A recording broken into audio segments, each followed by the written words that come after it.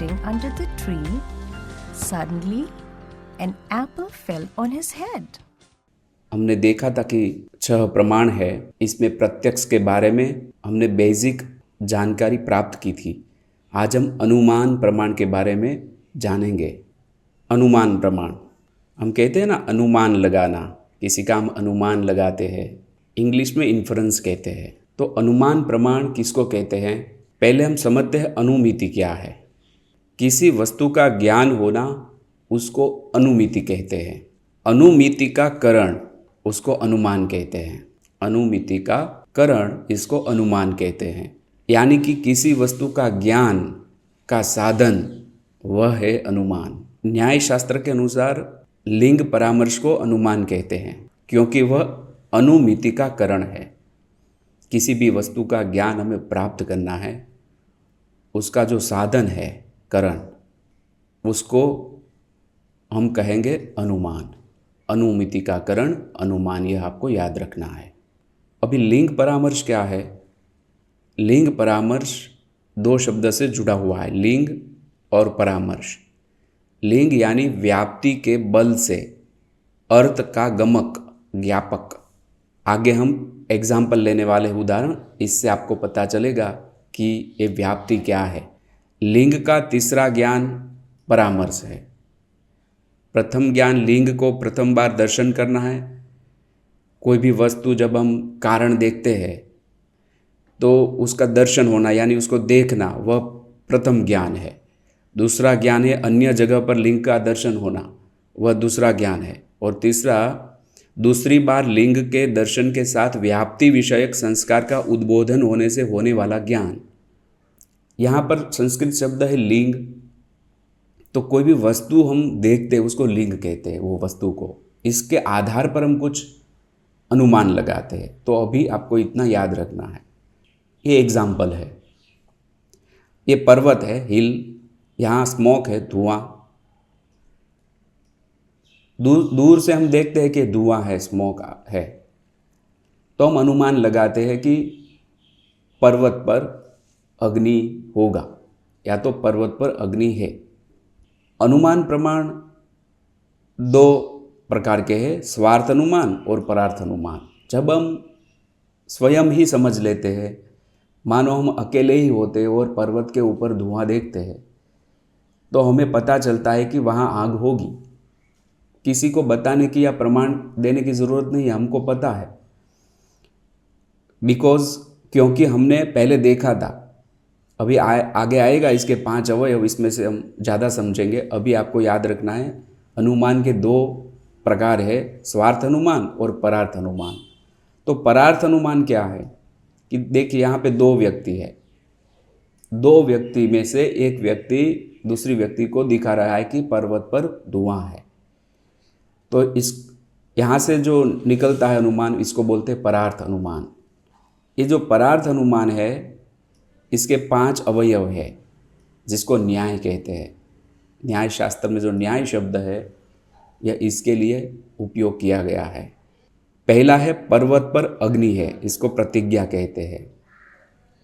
जो 2 व्यक्ति थे उसमें से एक व्यक्ति दूसरे व्यक्ति को कहता है पर्वत पर अग्नि है। दूसरा वाक्य वो बोलता है क्योंकि वहाँ धुआं है, जिसको न्याय में हेतु कहते हैं। तीसरा वाक्य वह बोलता है जहाँ जहाँ धुआं होता है वहाँ वहाँ अग्नि होता है, जैसे रसोई घर, ये उदाहरण देता है। चौथा वाक्य बोलता है पर्वत वैसा है, जिसको उपनय कहते हैं, यानी कि अग्नि से उत्पन्न होने वाले धूम्र से युक्त है पर्वत। तो लास्ट सेंटेंस में वो साबित करता है, सिद्ध करता है कि इसलिए पर्वत पर अग्नि है, इसको निगमन कहते हैं, निगमन। तो अनुमान प्रमाण में यह 5 अवयव है। पर्वत पर अग्नि है, प्रतिज्ञा, क्योंकि वहाँ धुआं है, हेतु, जहाँ जहाँ धुआं होता है वहाँ वहाँ अग्नि होता है, जैसे कि रसोई घर, यह एक उदाहरण है। पर्वत वैसा है, यानी कि रसोई घर में था वैसा, कि रसोई घर में भी धुआं था तो हमने वहाँ जाना था कि अग्नि है, वैसे ही पर्वत पर धुआं है, इसलिए पांचवा जो सिद्धांत है, पांचवा वाक्य है, वह इसलिए पर्वत पर अग्नि है, जिसको निगमन कहते हैं। तो ये 5 अवयव है। वर्तमान आधुनिक युग की जरूरत। वर्तमान समय में विकसित भारत के लिए बच्चों, विद्यार्थियों, संचालकों, बिजनेसमैन, थिंक टैंकर्स, इनोवेटर्स, सलाहकारों, नेताओं, डॉक्टर्स, प्रोफेशनल्स, वैज्ञानिकों इत्यादि व्यक्तियों को विज्ञान आधारित सकारात्मक तर्कयुक्त बुद्धि यानी कि प्रज्ञा शक्ति को विकसित करने की जरूरत है। कल्पद्रुम विज्ञान प्रणाली यह जरूरत पूरी करने में वैज्ञानिक रीत से मदद करती है। दोनों तर्क युक्ति का विकास करने में मदद करती है, निगमनात्मक और आगमनात्मक, deductive reasoning, inductive reasoning. Deductive reasoning यानी निगमनात्मक, इंडक्टिव रीजनिंग यानी आगमनात्मक। ये जो निगमनात्मक तर्क युक्ति है उसमें कोई सिद्धांत होता है जो ऑलरेडी एस्टैब्लिश हो चुका है, इसमें से परिकल्पना की जाती है, अवलोकन किया जाता है और लास्ट में पुष्टिकरण होता है कि यह है। तो सिद्धांत में से पुष्टिकरण तक यह निगमनात्मक तर्क युक्ति हमें ले जाती है। और आगमनात्मक तर्क युक्ति है, उसमें पहले अवलोकन होता है, बाद में उसका प्रतिमान या उदाहरण का रिपीटेशन होता है, एक पैटर्न बनती है और उसके बाद परिकल्पना की जाती है और एक सिद्धांत निकल के आता है। तो निगमनात्मक तर्क युक्ति और आगमनात्मक तर्क युक्ति यह बहुत ही इम्पोर्टेंट है कुछ भी संशोधन करने के लिए, शोध और संशोधन करने के लिए, अनुसंधान करने के लिए। तो डिडक्टिव रीजनिंग में general to specific, general to particular, large to small, top down approach and conclusion follows premises logically. और इंडक्टिव रीजनिंग में specific to general, particular to general, small to large, bottom up approach and conclusion is based on premises but involves a degree of uncertainty. ये निगमनात्मक तर्क युक्ति है और आगमनात्मक तर्क युक्ति है। निगमनात्मक तर्क युक्ति में सामान्य से विशिष्ट, सामान्य से विशेष, बड़े से छोटे यानी टॉप डाउन अप्रोच है, ऊपर से नीचे, सिद्धांत से निष्कर्ष तक का दृष्टिकोण होता है और निष्कर्ष तार्किक रूप से आधार का अनुसरण करता है।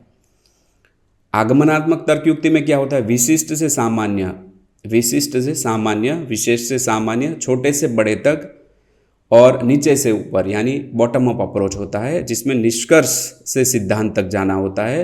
निष्कर्ष आधार पर आधारित है लेकिन इसमें अनिश्चितता भी शामिल हो सकती है। तो आगमनात्मक है वह क्या है कि छोटे से बड़े तक, और निगमनात्मक क्या है, बड़ा होता है इसमें से छोटे तक। निगमनात्मक तर्क युक्ति का उदाहरण है, जैसे यह एक सिद्धांत है कि सभी मनुष्य नश्वर है, यानी कि सभी मनुष्य मृत्यु को प्राप्त करने वाले हैं, परिवर्तनशील है। इसलिए देखिए यह एक सिद्धांत वाक्य है कि सभी मनुष्य नश्वर है, मनुष्य मर जाते हैं और जन्म लेते हैं। तो यह एक सिद्धांत है, स्थापित हो चुका है। इसलिए हम कह सकते हैं ललित नश्वर है, आदित्य नश्वर है, दीप्ति नश्वर है। यह हुआ निगमनात्मक तर्क युक्ति का उदाहरण। अब आगमनात्मक तर्क युक्ति क्या है कि ऑब्जर्वेशन होता है पहले, उसके बाद पैटर्न बनती है, उसके बाद परिकल्पना होती है और सिद्धांत स्थापित होता है। तो हमने देखा ललित नश्वर है, आदित्य नश्वर है, दीप्ति नश्वर है, इसलिए हम कह सकते हैं कि सभी मनुष्य नश्वर है। तो ये ऑब्जर्वेशन था और इसके ऊपर से निष्कर्ष आया सभी मनुष्य नश्वर है। आगमनात्मक तर्क युक्ति का एक उदाहरण देखते हैं, यानी इंडक्टिव रीजनिंग का। देखिए ये बॉटम अप अप्रोच है, नीचे से ऊपर, यानी अवलोकन पहले होता है, अवलोकन पहले होता है, उसके बाद प्रतिमान पैटर्न बनती है, एक उदाहरण स्थापित होता है, प्रतिमान बनता है, उसके बाद परिकल्पना की जाती है, उसके बाद सिद्धांत स्थापित होता है। यहाँ पर एक बहुत ही फेमस प्रसिद्ध उदाहरण है आइजैक न्यूटन का। यहाँ पर न्यूटन वृक्ष के नीचे बैठा था और एक एप्पल गिरा, तो अवलोकन किया न्यूटन ने कि ये एप्पल नीचे आया। तो बाद में देखा कि हर एक जो वृक्ष थे एप्पल के, उसमें से एप्पल नीचे ही आते थे। तो पैटर्न उन्होंने देखी कि कोई भी वस्तु है, एप्पल है, वो नीचे आती है। तो उसके बाद परिकल्पना की कि सभी वस्तु नीचे ही आती होगी। परिकल्पना की और हर एक फ्रूट जो होते फल उसके वृक्ष पर जाकर उन्होंने देखा कि ऑरेंज भी नीचे आता है, प्लम भी नीचे आता है, चेरी, लेमन, पीच इत्यादि, और दूसरी अन्य वस्तु भी कोई जब ऊपर से ऐसे रखता है तो वो नीचे ही आती है। यह परिकल्पना की। तो परिकल्पना के बाद उन्होंने एक सिद्धांत दिया, लॉ ऑफ ग्रेविटी, गुरुत्वाकर्षण बल का सिद्धांत। हमारे भारतवर्ष में न्यूटन से पहले हमारे ऋषि मुनियों ने, जो वैज्ञानिक थे, उन्होंने यह सिद्धांत उस टाइम दे दिया था, लेकिन अभी वर्तमान समय में हम न्यूटन का उदाहरण ले रहे हैं। तो देखिए, आगमनात्मक तर्क युक्ति से कोई क्रिएशन होता है। इस क्लास का हेतु यह है कि भारत में इनोवेशन बढ़े, इन्वेंशन बढ़े। विकसित भारत के लिए ये दृष्टिकोण उत्पन्न करना बहुत ही जरूरी है। ऐसे ही बहुत सारी टेक्नोलॉजी जो है वह ग्रेविटी के सिद्धांत के आधार पर विकसित की गई है, जो निगमनात्मक तर्क युक्ति में आती है। कल्पद्रुम विज्ञान प्रणाली का उपयोग, नई खोज, नई पद्धति, नवीनीकरण, नवोत्थान, नव परिवर्तन, इनोवेशन, इसके लिए शार्प बुद्धि शक्ति, प्रज्ञा शक्ति की आवश्यकता होती है, जिसमें कल्पद्रुम विज्ञान मदद करता है। विज्ञानमय भारत, विकसित भारत। विज्ञानमय भारत यहाँ पर व्यक्तिगत रूप से लिया गया है और विकसित भारत यानी हमारा राष्ट्र भारत। तो यदि व्यक्ति ही विज्ञानमय होगी तो वह विकसित भारत में अमूल्य योगदान देगी। वर्तमान आधुनिक युग की ज़रूरत को पूर्ण करने के लिए यदि आप पेरेंट्स हैं और आपके संतान स्कूल या कॉलेज में पढ़ रहे हैं तो उसके साथ उनको इस विज्ञान प्रणाली में जोड़ना चाहिए कि जिससे सकारात्मक तर्क शक्ति यानी प्रज्ञा शक्ति विकसित हो सके और सर्वांगीण विकास हो सके। वैसे ही यदि आप संचालक, बिजनेसमैन, थिंक टैंकर, इनोवेटर, सलाहकार, नेता, डॉक्टर, प्रोफेशनल्स, वैज्ञानिक है और आपकी सकारात्मक तर्क शक्ति बढ़ाना चाहते हैं तो आप अवश्य यह विज्ञान प्रणाली से जुड़िए। विज्ञानमय भारत, विकसित भारत। विकसित भारत के लिए हमारा मिशन कल्पद्रुम विज्ञान प्रणाली से ज़्यादा बच्चों, विद्यार्थियों में प्रज्ञा शक्ति युक्त वैज्ञानिक बुद्धि को विकसित करना, जिससे नई शोध और संशोधन के क्षेत्र में यानी अनुसंधान के क्षेत्र में अनुसंधान के क्षेत्र में वे भारत को विश्वगुरु बनाने में अपना योगदान दे सकें। वैसे ही कल्पद्रुम विज्ञान प्रणाली से ज़्यादा स्टार्टअप्स, एंटरप्रेन्योर, बिजनेस पर्सन्स में प्रज्ञा शक्ति युक्त वैज्ञानिक बुद्धि विकसित करना, जो भी प्रोफेशनल्स है, व्यवसायिक है, वे सभी व्यक्तियों में प्रज्ञा शक्ति युक्त वैज्ञानिक बुद्धि विकसित करना, जिससे नई शोध और संशोधन, इनोवेशन या अनुसंधान करके वे भारत को विश्वगुरु बनाने में अपना योगदान दे सके। यह जो प्रमाण सिद्धांत के बारे में जाना, तो यह 3 प्रश्न के उत्तर आप कमेंट में दीजिए। प्रश्न 1, आज के इस वीडियो में कौन से प्रमाण की बात की गई है? प्रश्न 2, अनुमान प्रमाण के 5 अवयव कौन से हैं? प्रश्न 3, आपको कौन सी वैज्ञानिक शोध पसंद है और क्यों? मतलब आपने जो भी वैज्ञानिकों के बारे में सुना है, शोध और संशोधन, अनुसंधान के बारे में सुना है, उसमें से कौन सी शोध आपको पसंद है वह आपको कमेंट में लिखना है। और वह जो शोध है, अनुसंधान है, वह किसने किया है, वह वैज्ञानिक का नाम भी आपको कमेंट में लिखना है। अस्तु, जय भारत, धन्यवाद, आभार। राष्ट्रीय विज्ञान दिवस विज्ञान से होने वाले लाभों के प्रति समाज में जागरूकता लाने और वैज्ञानिक सोच पैदा करने के उद्देश्य से हर वर्ष 28 फरवरी को मनाया जाता है। राष्ट्रीय विज्ञान दिवस रमन इफेक्ट की खोज को इंगित करने के लिए मनाया जाता है। इस खोज की घोषणा भारतीय वैज्ञानिक सर चंद्रशेखर वेंकट रमन ने 28 फरवरी सन 1928 को की थी। इसके लिए उन्हें 1930 में नोबेल पुरस्कार दिया गया था। भारतीय राष्ट्रीय विज्ञान दिवस 28 फरवरी 1987 को मनाया गया था। इस दिवस को मनाने के पीछे का उद्देश्य लोगों में विज्ञान के प्रति रुचि बढ़ाने और समाज में जागरूकता लाना है।